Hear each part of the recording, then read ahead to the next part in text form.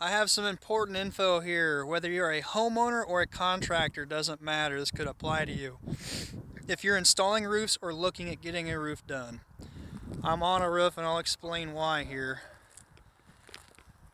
I installed this roof I'm standing on about a month and a half ago. Still had plenty of warm time to do it in the season, but we had a cold fall. So point out a few things. I don't care what brand you use, what brand of shingle, what line of shingle, that matters. Be aware. So I'm on an IKO Dynasty shingle. In the cooler part of the months, I've learned to install, when figuring a bid, to bid a performance shingle, something that can hold to the wind and the elements a little bit better.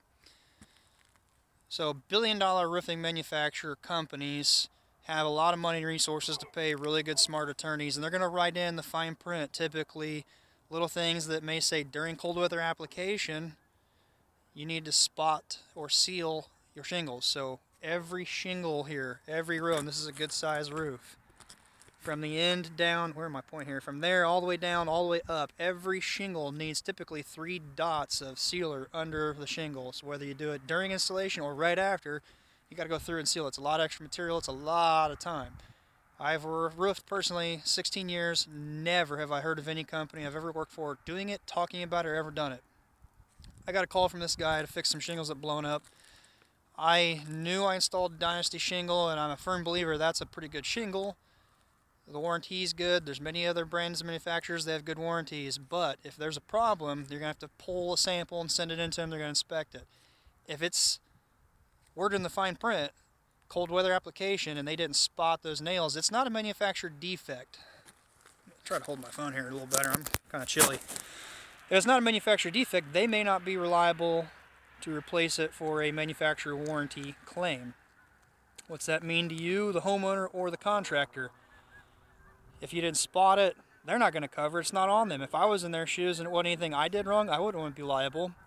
Most roofing company insurance is liability insurance. I already talked to my insurance company because I was worried about it, especially this wind we had forecast coming up, and it held up pretty good. I'm just taking care of the 2 blown out ones.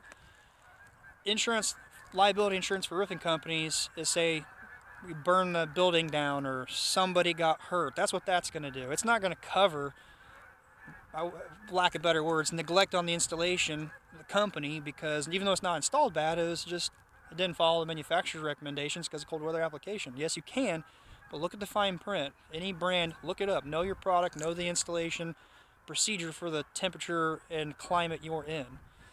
Maybe different down in Florida and the warmer regions, but here in central Indiana and north, it's cold weather application. It didn't get that. It's something I'm going to have to eat the cost on. I do it to make sure my name and reputation and my customers are taken care of. I'm not pointing any manufacturers out bad. I'm not saying anything bad about roofing companies. Just take some advice here and know your product's warranties and what they require for that warranty to be honored if it's a cold weather application. Or furthermore, these fields, I'm sure a lot of you watching have seen combines spitting out all that dust. If it's a little breezy and that dust is floating around, you ever gone out during harvest time and you shine a light, all that dust floating around the air, if it coats the seal strip on the shingle before it seals down to the roof, it's never going to seal down because it's got a thin layer of dust on it. So that's another issue you got to be aware of. Manufacturers across the board have that fine print by intelligent attorneys to cover their butt if it's nothing they've done wrong.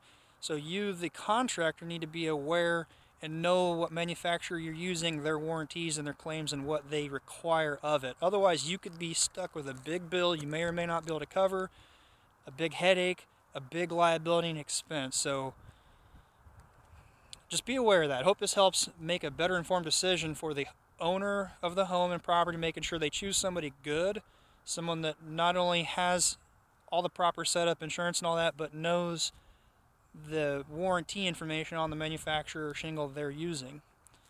I don't know if I mentioned in this because it's not scripted. In the colder months, I want to figure any bids I do with a performance shingle, some sort of nail strip that if you hit, they're gonna, your manufacturer's gonna honor that warranty if there's a claim. Also, yes, you can roof in the winter. I've done it 16 years, no problem. Be aware.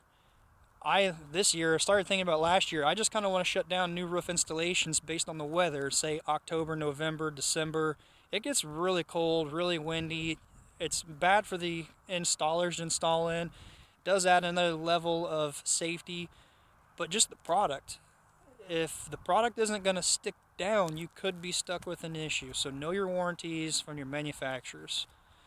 I hope this helped. If anyone out there watching has had an issue or a story you want to share down below, how your insurance claim, or no, I'm sorry, not insurance claim, manufacturer's warranty claim went. Was it good? Was it bad? Please share below. I'd like to hear about it.